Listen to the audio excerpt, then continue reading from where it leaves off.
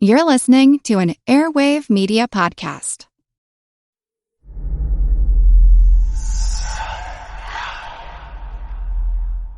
Hey y'all, spooky season is here. And if you're looking for a show to whet your appetite for a little haunted history, then I'd like to invite you to check out Southern Gothic, a chart-topping history podcast that explores some of the most infamous legends, folklore, ghost stories, and hauntings of the American South. We've covered all sorts of stuff from the Bell Witch of Tennessee to the disappearance of the Confederate submarine, the H.L. Hunley, not to mention our deep dives into the local lore of some of America's oldest and most haunted cities, like New Orleans, Charleston, and St. Augustine. So, if you're ready for a little good old-fashioned Halloween storytelling with a commitment to quality historical research, then be sure to check out Southern Gothic today. It's available now on all your favorite podcast apps.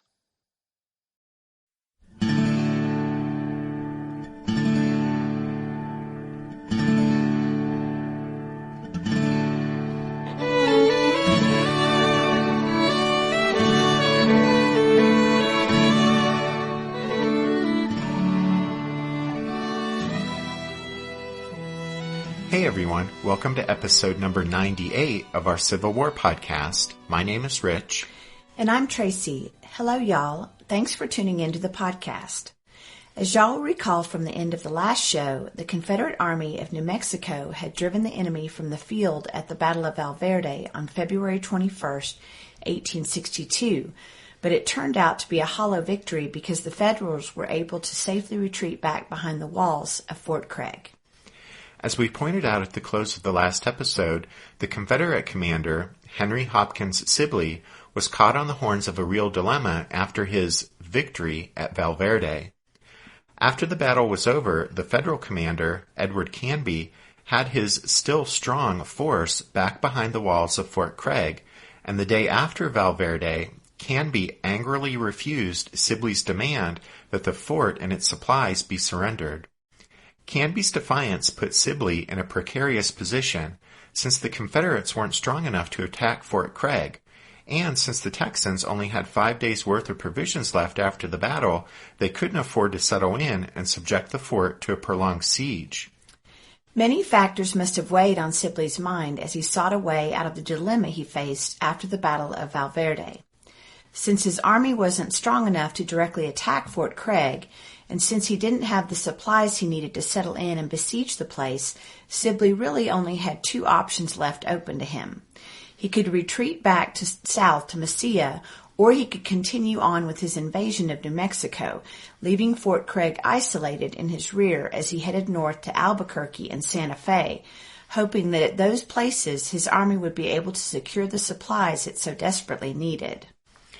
After he received Canby's refusal to surrender the fort, Sibley held a council of war where he and his top lieutenants decided not to retreat back to Mesilla, which would have been an admission that their invasion had failed. The Confederates instead decided they must go forward, running the risk of leaving Fort Craig in their rear, and head north to Albuquerque and Santa Fe, where they expected they would be able to replenish their supplies from captured Federal depots.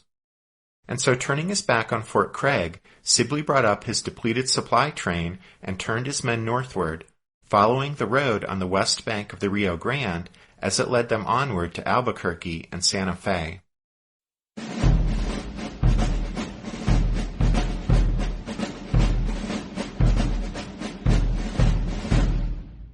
When the Confederates decided to march off northward after the Battle of Valverde, the Federal commander at Fort Craig, Edward Canby, then had a decision of his own to make.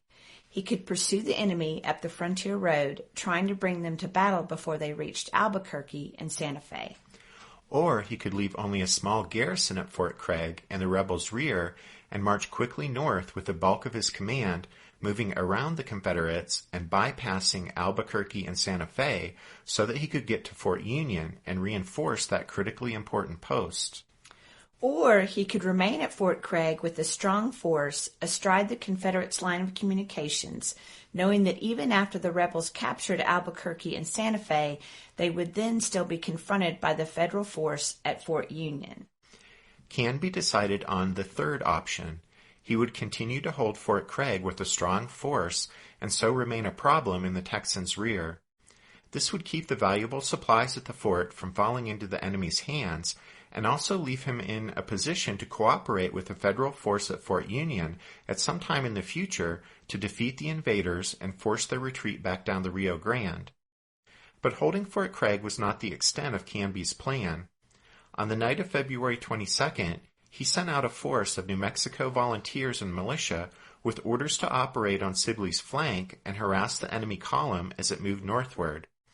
He also sent fast couriers racing north to Albuquerque and Santa Fe, ordering the army officers in charge of the depots there to remove what supplies they could to Fort Union and to destroy the rest. Meanwhile, as the Texans moved slowly north toward Albuquerque, they seized food and other supplies from the local population.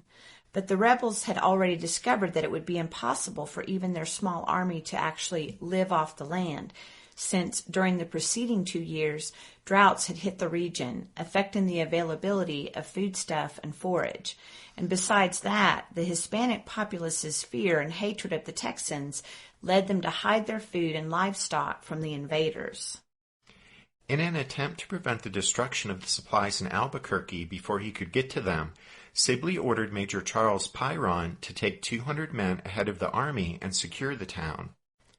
Pyron's small detachment reached Albuquerque on March 2nd, but just the day before, the Federals there were able to load up all available wagons with government stores and supplies, set fire to what they couldn't take with them, and withdraw safely to Santa Fe, about 65 miles to the northeast.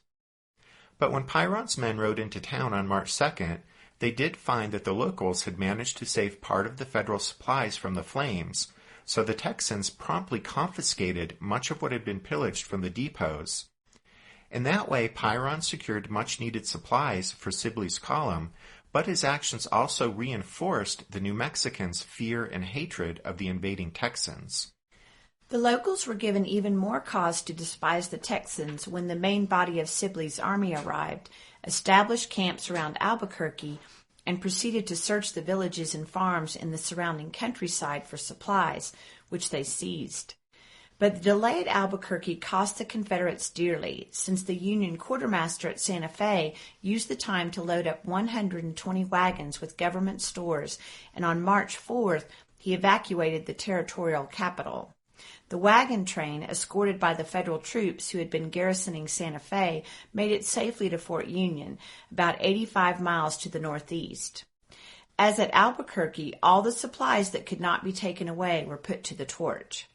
The governor also left Santa Fe, moving the territorial government and its records to Las Vegas near Fort Union. And that's Las Vegas, New Mexico, not Sin City, Las Vegas, Nevada, which didn't even exist back in these olden days. Right.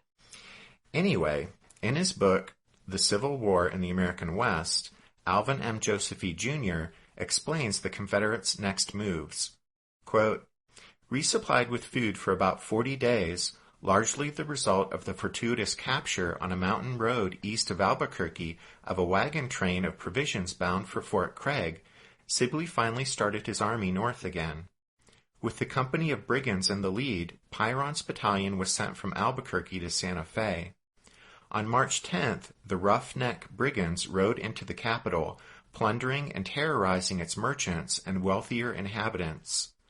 3 days later, Pyron's command arrived and raised the Confederate flag over the 250-year-old Palace of the Governors. Soon afterward, Pyron was joined by 4 companies of Greene's 5th Regiment. At the same time, Scurry's 4th Regiment and a battalion of the 7th turned eastward from Albuquerque, crossed the juniper and pinon-covered Sandia Mountains, and moved slowly northeastward, bypassing Santa Fe and heading toward the Santa Fe Trail, which led from the capital to Fort Union. Sibley himself remained in Albuquerque, keeping Colonel Greene and 6 companies of the 5th Regiment with him to guard against a northern movement by Canby from Fort Craig. End quote. And so with Albuquerque and Santa Fe in their hands, the Confederate seizure of New Mexico was almost complete. True, Fort Gregg was still holding out behind them, but ahead only Fort Union barred the Texans from pushing on to Colorado Territory and capturing its rich mining regions. Sibley had served at Fort Union before the war, and he was certain that the post would offer little challenge to his advancing army. He was confident of an easy victory at the fort, and he looked forward to securing the vast quantity of supplies stored there, which would allow his army to continue moving northward and invade Colorado.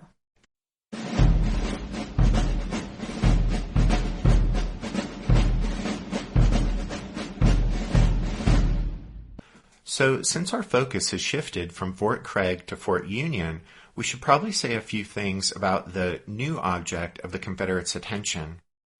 Fort Union had been established by the Army about 90 miles northeast of Santa Fe at a spot where the two major branches of the Santa Fe Trail came together. The fort was set up as a supply and remount center. Munitions and provisions and other supplies were stockpiled there after having been hauled more than 700 miles along the Santa Fe Trail from Missouri and Kansas. Fort Union was the central government supply depot for the entire territory of New Mexico, and it was those supplies which Sibley's force dearly wanted to get their hands on. Commanding Fort Union was 58-year-old regular Army Colonel Gabriel R. Paul. Because of Canby's isolated position down at Fort Craig after the Battle of Valverde, Colonel Paul sensibly assumed command of, quote, all troops, posts, and depots in the department not under the immediate command of Colonel Canby, end quote. Canby approved of Paul's action, and on March 21st, Paul received word that Canby wanted Fort Union held at any cost.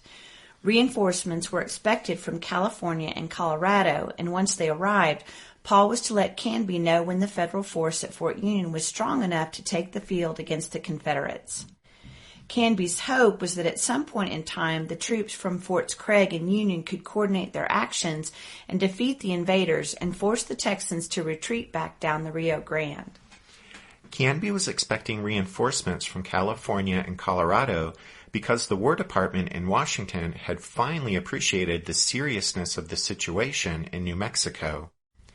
Out on the West Coast, at San Francisco, at the headquarters of the Department of the Pacific, they learned in December that Sibley was massing a Confederate invasion force at El Paso, and so, with the War Department's approval, they began assembling a brigade of California volunteers and an artillery company of regulars to march eastward into New Mexico from Fort Yuma on the Colorado River. The column was to be commanded by Colonel James H. Carleton, a veteran dragoon officer, and it was given the assignment of preventing Confederate invasion of Southern California. They were to do this by advancing eastward across New Mexico and helping Canby drive the Texans out of the territory. But preparing for the long desert march from Fort Yuma across New Mexico took time, and Carleton was still in Southern California when Sibley's force defeated Canby at Valverde. Help for beleaguered New Mexico, however, was coming from another direction. On February 10th, the commander of the Federal Department of Kansas ordered the governor of Colorado to, quote, send all available forces you can possibly spare to reinforce Colonel Canby, end quote. We mentioned in the last episode that a company of Colorado volunteers would fight at Valverde. They had rushed south in response to Canby's initial plea for help, but now in response to this order from the federal commander at Fort Leavenworth in Kansas, the acting governor of Colorado, Lewis Weld, directed that the 1st Colorado Volunteer Infantry Regiment, led by Colonel John P. Slow, march to New Mexico. Slow was a prominent Denver lawyer, and although he had no military experience, he was named colonel of the regiment because he had used his influence to recruit the volunteers who would become Company A of the 1st Colorado. Organized from volunteers from the territory's mining camps and mountain towns, the 1st Colorado was composed of tough adventurers, miners, and brawlers who were more interested in saving the Union than they were in military discipline. In his book, The Battle of Glorieta, Union Victory in the West, Don E. Alberts writes, quote, the enlisted men, NCOs, and many of the officers of the 1st Regiment tended to be wild, gay, rollicking, tempestuous sons of the frontier, with little respect for formal law, but with an innate sense of fundamental justice. Dedicated individualists, they were initially almost completely undisciplined. They represented perfectly the frontier volunteer soldier. They stole regularly to keep themselves supplied with food and necessities while completing the regimental organization in Denver City. They fought among themselves, with the local police, and with merchants who objected to their informal requisition practices. One officer, Lieutenant Robert McDonald of Company K, resented the overbearing attitude of a superior officer and soundly thrashed him, to the great delight of the enlisted men watching this display of insubordination." End quote.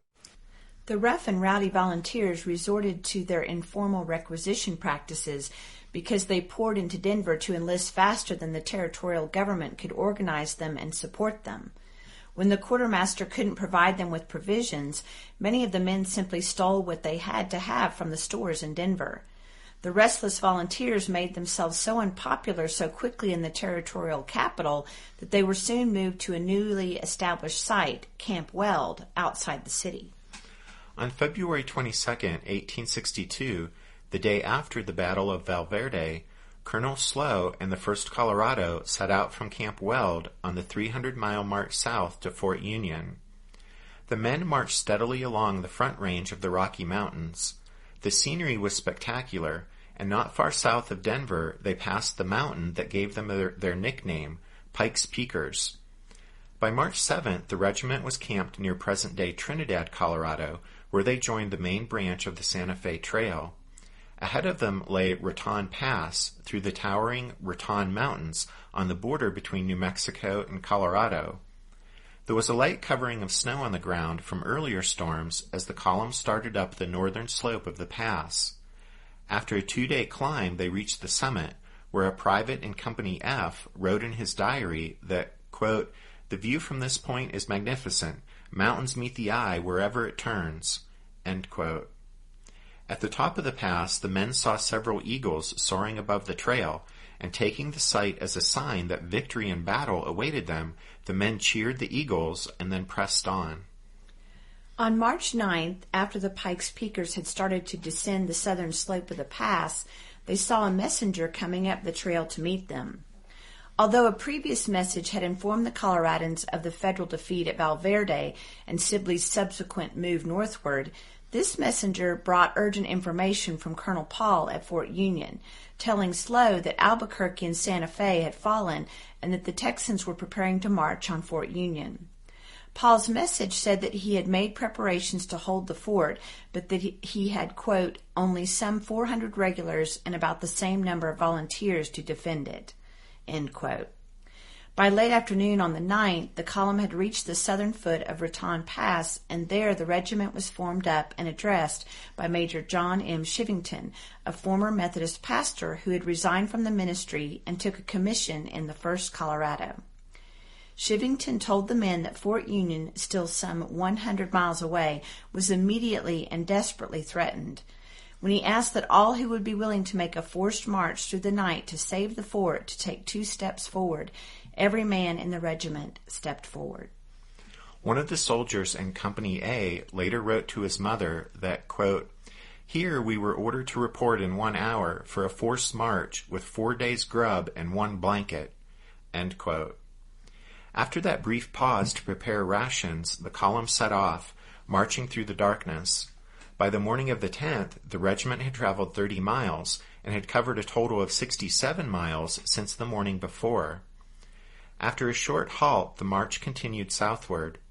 The pace slowed but did not stop when a fierce snowstorm hit the column.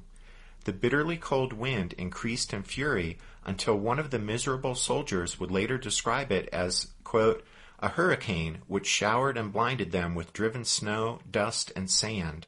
End quote. Pressing on, by nightfall of the 10th, the Coloradans had reached Kit Carson's old ranch at Rayado, New Mexico, where they halted to try and catch a few hours' sleep, but the howling wind made it almost impossible, and so the cold, hungry, and exhausted men sat around little fires and shivered under their blankets. They were still 30 miles from Fort Union. The march continued early on the morning of the 11th. The weather let up somewhat, and Company F, the only men in the regiment who were mounted, rode on ahead of the marching infantry. By afternoon, the troopers could see Fort Union ahead in a wide, smooth valley. Company F formed up and proudly rode into the fort with drums beating and colors flying. Most of their marching companions didn't start to arrive at the post until after nightfall. By the time they arrived at Fort Union, the Coloradans had traveled more than 300 miles in 13 days, averaging more than 23 miles a day, and in the final 36 hours they had covered an astounding 92 miles.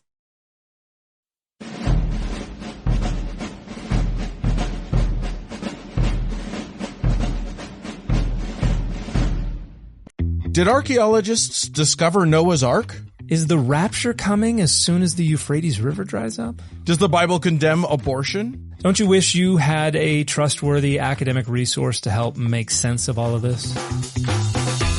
Well, I'm Dan Beecher, and he's award-winning Bible scholar and TikTok sensation Dr. Dan McClellan, and we want to invite you to the Data Over Dogma podcast, where our mission is to increase public access to the academic study of the Bible and religion, and also to combat the spread of misinformation about the same. But, in a fun way.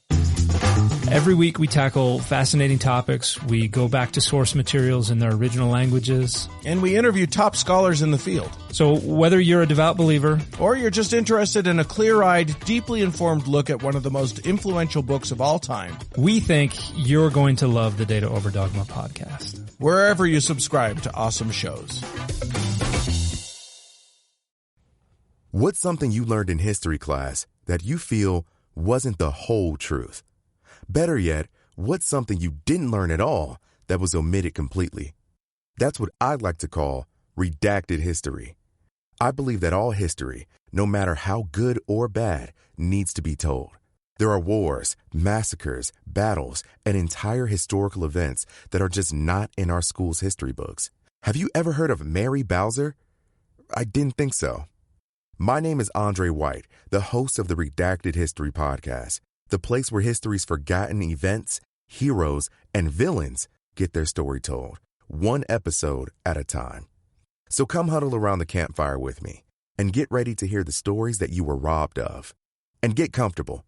We're going to be here a while. The Redacted History Podcast. Real history never dies. Stream the Redacted History Podcast on Apple Podcasts, Spotify, or wherever else you get your podcasts. While the Coloradans were justifiably proud of their forced march to Fort Union, upon their arrival they were disgusted to learn that the post was not, in fact, immediately and desperately threatened. The Pikes Peakers were completely supplied and equipped with regulation uniforms, arms, and accoutrements from the fort's ample stores, but for the next week and a half, the men of the 1st Colorado simply passed the time at Fort Union, spending a great deal of that idle time in pursuit of whiskey, which in turn brought on all kinds of discipline problems and much insubordination. While the board men of the 1st Colorado itched to take the field and fight the Texans, a clash of wills was taking place at Fort Union between Colonel Paul, the experienced West Pointer and Mexican War veteran, and Colonel Slow, the Denver lawyer. You see, Paul's commission as colonel dated from December 1861, and so as soon as Slow reached Fort Union, he informed the veteran Army officer that he, Slow, whose commission dated from August 1861, was now the senior officer at the post.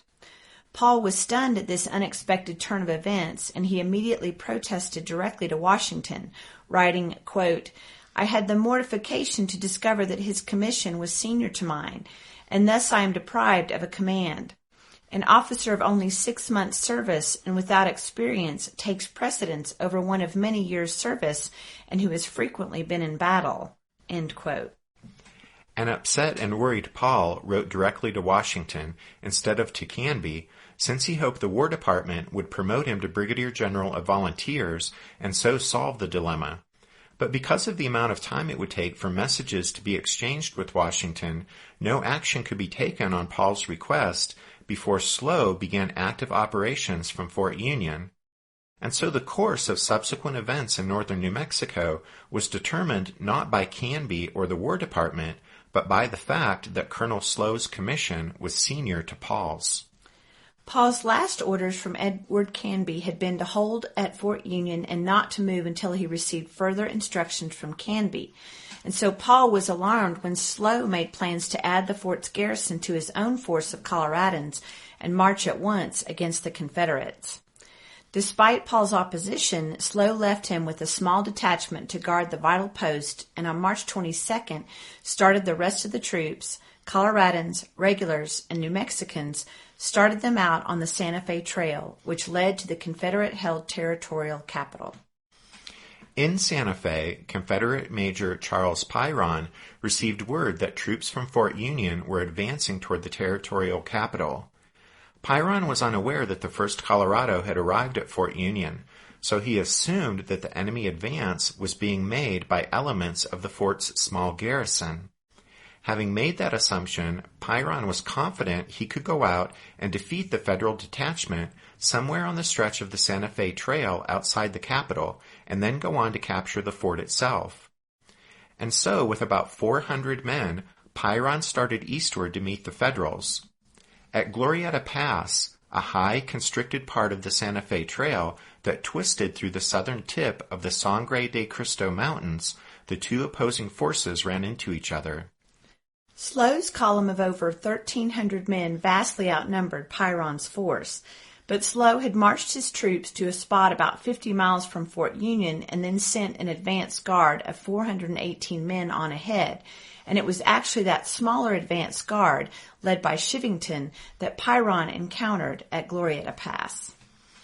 Heading along the Santa Fe Trail toward Glorieta Pass, Chivington and his detachment halted after dark on Tuesday, March 25th, at a ranch owned by Martin Kozlowski, a Polish immigrant.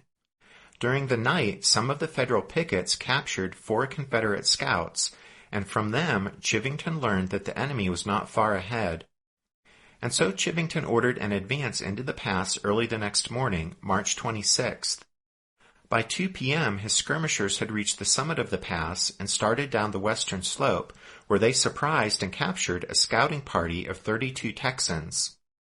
When the main body of Chivington's men received word that the Texans were nearby, they flung aside their knapsacks and hurried forward at the double quick. They soon entered a narrow, rocky valley at the western end of Glorieta Pass, known as Apache Canyon.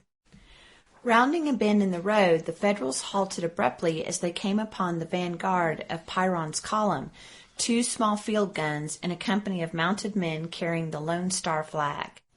Startled at the sudden appearance of the enemy, the Confederates nevertheless quickly got their 6-pounder cannon unlimbered and into action, firing down the road at the Federals and sending them scurrying to find cover. Chivington quickly restored order, though, and directed his infantry and some of the dismounted cavalry to climb the wooded slopes that bordered the road and flank the Texans. It was a successful maneuver, and the hot fire from above forced the Confederate gunners to pull back. Withdrawing about 1.5 miles, Pyron's men crossed a log bridge over a dry creek bed, destroyed the bridge, and then took up a new defensive position. Pyron copied the enemy's tactics by sending some of his dismounted men scrambling up the rocky slopes on both sides of the canyon to support the guns, which set up to command the narrow road. The Federals soon appeared and came under fire from the Texans' artillery pieces. Chivington quickly sized up the situation and ordered most of his infantry and the dismounted cavalry troopers to climb the slopes and get above the Confederate skirmishers. The rest of the infantry, finding what cover they could, opened fire against the Confederates up the road. Meanwhile, on the hillsides, the Federals gradually forced the Texans back and threatened to once again pour deadly fire down onto the enemy guns below. At that point, Chivington called on a company of Colorado cavalry he kept in reserve. The mounted men charged wildly down the road, leaped the dry stream bed, and slammed into the enemy position. The speed and aggressiveness of the charge stunned the Texans. One of the Confederates later recalled, quote, "On they came to what I suppose certain destruction, but nothing like lead or iron could stop them, for we were pouring it into them from every side like hail in a storm. In a moment these devils had run the gauntlet for a half-mile and were fighting hand-to-hand with our men in the road." End quote. In the chaos caused by the Coloradans' wild charge, The Confederate gunners were able to limber up their pieces and get away, and then Pyrrhon ordered the rest of his men to retreat once again. A short while later, with darkness approaching, Chivington abandoned his pursuit of the Texans. The Federals gathered up their dead and wounded, collected the large number of prisoners they'd captured, and returned through Glorieta Pass, stopping at a roadside inn known as Pigeon's Ranch for the Frenchman who owned it, who was said to look like a pigeon when he danced the fandango. Not long after the Federals reached Pigeon's Ranch, a Texan with a white flag rode up with a message from Pyrrhon, asking for permission to return to the battlefield and collect the Confederate dead and wounded. Chivington agreed to a truce until 8 a.m. the next day. The engagement at Apache Canyon, though small in scale, was the first Federal victory since the Texans had invaded New Mexico. Pyrrhon's Confederates had suffered losses of 3 killed and 1 wounded, while Federal casualties were 5 killed and 14 wounded. Prisoners, however, were another matter. Chivington's force lost just 3 men captured, while the Texans had 71 of their number, 1/4 of Pyrrhon's entire command taken prisoner. But the engagement at Apache Canyon on March 26th hadn't been waged by the main forces on either side. Pyrrhon, who realized that he had been fighting Coloradans as well as regulars from the garrison at Fort Union, had already sent a messenger for reinforcements to Colonel Scurry, who was with the 4th Texas and a battalion of the 7th Texas 16 miles to the south. Dirty Shirt Scurry set out at once and marched his troops through the freezing night. At 3 a.m. on March 27th, they arrived at Johnson's Ranch, near the western entrance to Glorieta Pass, where Pyrrhon was encamped. As senior officer, Scurry took command and with the 1,000 men now present, prepared to defend the Confederates' position against the expected Federal attack. But the expected Federal attack failed to materialize that day, and on the following morning, Friday, March 28, 1862, Scurry ordered an advance into Glorieta Pass, either to renew the fight with the enemy force that had manhandled Pyrrhon or to proceed to Fort Union and take the place. So as not to hinder his movements as he advanced through the narrow pass, he left his supply train behind at Johnson's Ranch, guarded by a small number of men. Chivington, meanwhile, had withdrawn to Kozlowski's ranch, where there was an ample supply of water for his men. There, at about 11 p.m. on March 27th, Slow's main force arrived and joined him. Receiving word that the Confederates at Johnson's Ranch had been reinforced and intended to advance through Glorieta Pass, Slow made plans to meet them. And with that, the stage is set for the Battle of Glorieta Pass. But you guys will have to wait until next week for the decisive battle of Sibley's New Mexico campaign, since this is where we're going to break off the story and start to wrap up this episode.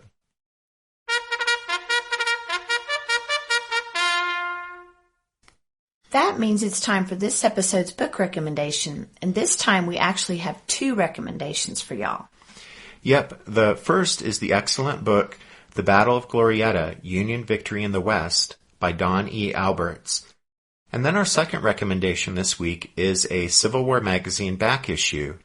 The featured article in the June 1994 issue of Blue and Gray magazine was about Sibley's New Mexico campaign. That article is good, but it's also accompanied by some decent maps and some interesting photographs, so it's worth your while to get your hands on it if you're interested in these events in New Mexico. Anyway, as always, you can find all of our recommendations by going to the podcast website, which is www.civilwarpodcast.blogspot.com. And then as we close, Rich and I want to give a special shout out to Victor R. from California for his donation this past week. Thanks, Victor. And then thanks to all of y'all for listening to this episode of The Civil War, 1861 to 1865, a history podcast. We hope you'll join us again next week when we wrap up the story of Sibley's New Mexico campaign. But until then, take care. Thanks, everyone. Bye.